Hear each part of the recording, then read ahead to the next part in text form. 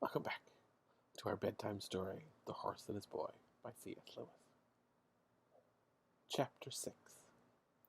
Shasta Among the Tombs. Shasta ran lightly along the roof on tiptoes. It felt hot on his bare feet. He was only a few seconds scrambling up the wall at the far end. When he got to the corner, he found himself looking down into a narrow, smelly street. There was a rubbish heap along the outside of the wall, just as Corn had told him. Before jumping down, he took a rapid glance around him to get his bearings. Apparently, he had now come over the crown of the hill on which Tashbaan was built. Everything sloped away before him, flat roofs below flat roofs, down to the towers and battlements of the city's northern wall. Beyond that was the river, and beyond the river was a short slope covered with gardens, but beyond that again there was something he had never seen the like of, a great yellowish-gray thing, flat as a calm sea and stretching for miles. On the far side of it were huge blue things, lumpy, but with jagged edges, and some of them with white tops. The desert! The mountains, thought Shasta.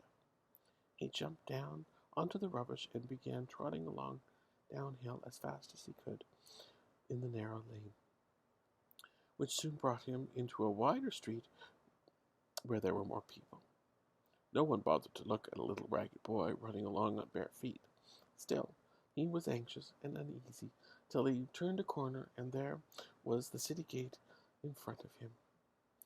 Here he was pressed and jostled a bit, for a good many other people were also going out, and on the bridge beyond the gate the crowd became quite a slow procession, more like a queue than a crowd.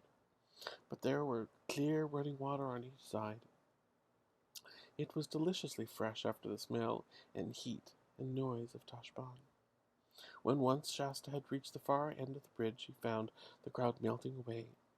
Everyone seemed to be going either to the left or right along the river bank. He went straight ahead up a road that did not appear to be much used between the gardens. In a few paces, he was alone, and a few more brought him to the top of the slope. There he stood and started. It was like coming to the end of the world, for all the grass stopped quite suddenly a few feet before him, and the sand began, endless level sand, like on a seashore, but a bit rough because it was never wet.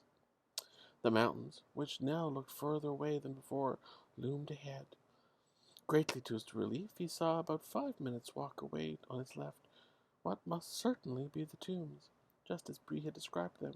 Great masses of mouldery stone shaped like gigantic beehives, but a little narrower. They looked like very black and grim, for the sun was now setting right behind them. He turned his face west and trotted towards the tombs.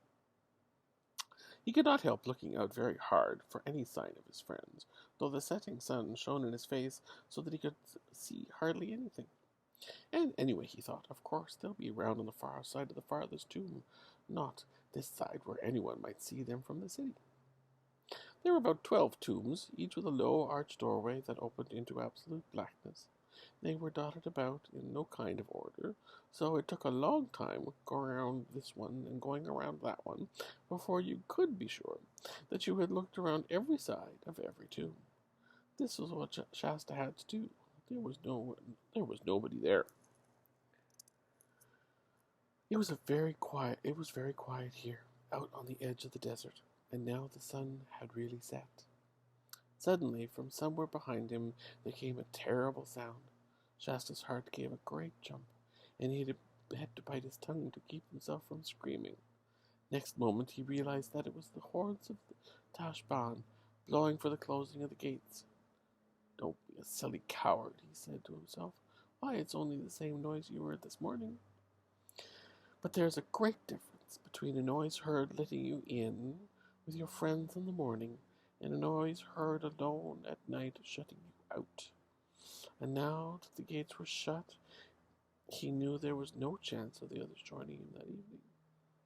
Either they're shut up in Taliban for the night, or else they've gone on without me. It's just the sort of thing Aravis would do, but Bree wouldn't. Oh, he wouldn't now, would he? In this idea about Aravis, Shasta was once more quite wrong. She was proud and could be hard enough, but she was as true as steel and would never have deserted a companion, whether she liked him or not. Now the Chasta knew that he could not spend the night alone. It was getting quite darker every minute. He began to like the look of the place less and less. There was something very uncomfortable about those great silent shapes of stone. He'd been trying his hardest for a long time not to think of ghouls, but he couldn't keep it up any longer. "Ow! Ow! Help!" he shouted suddenly, for at that moment he felt something touch his leg. I don't think anyone can be blamed for shouting if something comes up behind you and touches him in such a place and at such a time, when he is frightened already. Shasta, at any rate, was too frightened to run. Anything would be better than being chased round and round the burial places of the ancient kings with something he dared not look at behind him. Instead, he did what was really the most sensible thing he could do. He looked around, and his heart almost burst with relief. What had touched him was only a cat. The light was too bad now for Shasta to see much of the cat, except that it was big and very solemn. It looked as if it might have lived for a long, long year, among the tombs alone. Its eyes made you think it knew secrets it would not tell. "Puss, puss," said Shasta, "I suppose you're not a talking cat." The cat stared at him harder than ever. Then it started walking away, and of course Shasta followed. It led him through the tombs and out on the desert side of them. There it sat down, bolt upright, with its tail curled around its feet, with its face set towards the desert and towards Narnia and the north, as still as if it were watching for some enemy. Shasta lay down beside it with his back against the cat and his face towards the tombs. Because if one is nervous about something, there is nothing like having your face toward the danger and having something warm and solid at your back. The sand wouldn't have seemed very comfortable to you, but Shasta had been sleeping on the ground for weeks and hardly noticed it.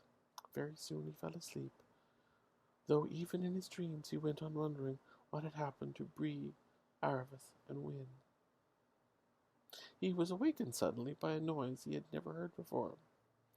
Perhaps it was only a nightmare, said Shasta to himself. At the same moment, he noticed that the cat had gone from his back, and he wished it hadn't. But he lay quite still without opening his eyes, because he felt sure that he would be more frightened if he sat up and looked around at the tombs and the loneliness, just as you or I might lie still with the clothes over our heads. But when the noise came again, a harsh, piercing cry from behind him out of the desert, then of course he had to open his eyes and sit up. The moon was shining brightly, the tombs far away and bigger than they had seen, and rather nearer than he thought they would be, gray in the moonlight.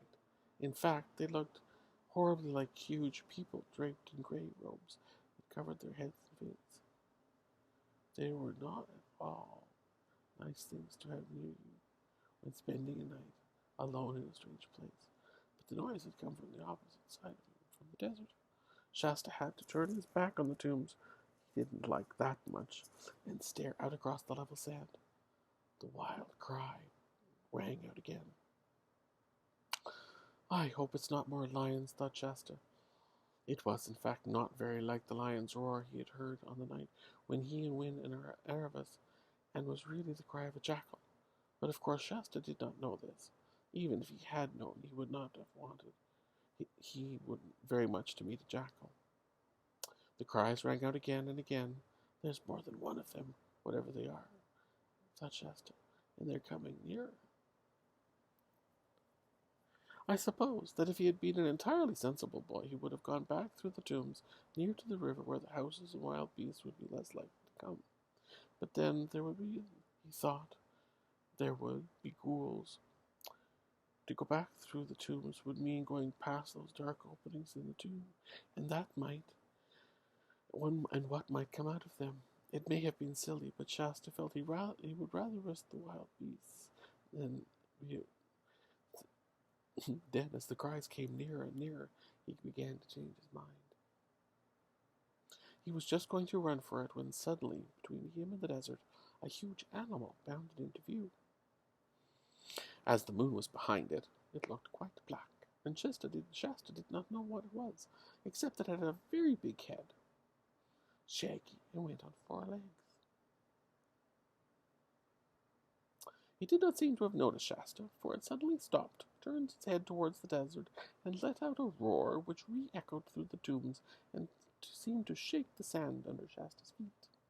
The cries of the other creatures suddenly stopped, and they thought he could hear feet scampering away. Then the great beast turned to examine Shasta. "It's a lion. I know it's a lion," thought Shasta. "I'm done. I wonder will it hurt? I wish it was over. I wonder, does anything happen to people after they're dead? Oh, here it comes." And he shut his eyes and his teeth tight. Instead of teeth and claws, he only felt something warm lying down at his feet. And then he opened his eyes. He said to himself, "Why, it's not nearly as big as I thought. It's only half the size. No, it isn't even a quarter the size. I do declare, it's only the cat. I must have dreamed all that about it being as big as a horse." And whether he really had been dreaming or not, what was now lying at his feet and staring him out of countenance with its big green, unwinking eyes was the cat, most certainly one of the largest cats he had ever seen. "Oh, puss," gasped Shasta, "I am so glad to see you again. I've been having such horrible dreams." And he at once lay down again, back to back with the cat, as they had been at the beginning of the night, the warmth from it spreading all over. "I've never seen anything, I'll never do anything nasty to a cat again as long as I live," said Shasta, half to the cat and half to himself. "I did once, you know. I threw stones at a half-starved, mangy old stray. Hey, stop that," for the cat had turned around and given him a scratch. "None of that. It isn't as if you could understand what I was saying." And then he dozed off. Next morning when he woke, the cat was gone. The sun was already up and the sand hot. Shasta, very thirsty, sat up and rubbed his eyes. The desert was blindingly white, and though there was a murmur of noises from the city behind him, where he sat everything was perfectly still. When he looked a little left and west, so that the sun was not in his eyes, and he could see the mountains on the far side of the desert so sharp and clear that they were like only a stone's throw away, he particularly noticed one blue height that divided into 2 peaks at the top, and he decided that it must be Mount Pyre. "That's our direction, judging by what the raven said," he thought. "So I'll just make sure of it, so as not to waste any time when the others come up." So he made a good deep, straight furrow with his foot, pointing exactly at Mount Pyre. The next job, clearly, was to get something to eat and drink. Shasta trotted back through the tombs. They looked quite ordinary now, and he wondered how he could ever have been afraid of them. And down into the cultivated land by the river's side. There were a few people out and about, but not many, for the city gates had been open several hours, and the early morning crowds had already gone in. So he had no difficulty in doing a little reading, as we call it. He didn't all to climb over a garden wall, and the results were 3 oranges, a melon, a fig or 2, and a pomegranate. After that he went down to the river bank, but not too near the bridge, and had a drink. The water was so nice that he took off his hot, dirty clothes and had a dip, for of course Shasta, having lived on the shore all his life, had learned to swim almost as soon as he could walk. Then he came out. He lay on the grass, looking across the water at Dashbon, all the splendor and strength and glory of it. But that made him remember the dangers of it too. He suddenly realized all the others might have reached the tombs while he was bathing and gone on without me as likely as not. So he dressed in a fright and tore back at such a speed that he was all hot and thirsty when he arrived. So the good of his bath was gone. Like most days when you were alone and waiting for something, this day seemed about 100 hours long. He had plenty to think of course, but sitting alone just thinking is pretty slow. He thought a good deal about the Narnians, and especially about Corin, but he wondered what had happened. when they discovered that the boy who'd been lying on the sofa and hearing all their plans wasn't really corn at all. It was very unpleasant to think of all those nice people imagining him a traitor. But as the sun slowly climbed up to the top of the city, and then slowly began going down towards the west, and no one came, and nothing at all happened, he began to get more and more anxious. And of course he now realized that when they had arranged to wait for one another at the tombs, no one had said anything about it for how long. He couldn't wait for the rest of his life, and it would soon be dark again, and he would have another night just like the last night. A dozen different plans went through his head, all wretched. At last he fixed on what must be the worst plan of all. He decided to wait until it was dark, and then go back to the river and steal as many melons as he could carry, and set out for Mount Pyre alone, trusting for his direction to the line he had drawn in the sand in the morning. It was a crazy idea, and if he had read as many books as you have about journeys over deserts, he would never have dreamed of it. But Shasta had read no books at all. Before the sun set, something did happen. Shasta was sitting in the shadow of one of the tombs when he looked up and saw 2 horses coming towards him. Then his heart gave a great leap, for he recognized them as Bree and Win. But the next moment his heart went down into his toes again. There was no sign of Aravis. The horses were being led by a stranger, an armed man, pretty handsomely dressed, like an upper slave in a great family. Bree and Win were no longer got up like pack horses, but saddled and bridled. What could it all mean? Trap, thought Shasta. Somebody's caught Aravis, and perhaps they've tortured her. And she's given up the whole thing, and they want me to jump out and run up and speak to them, to Bree, and then I'll be caught too. And if I don't, I may be losing my only chance to meet the others. Oh, I wish I knew what had happened. And then he skulked behind the tomb, looking out every few minutes and wondering which of the least dangerous things to do. And here ends chapter 6 of The Horse and His Boy.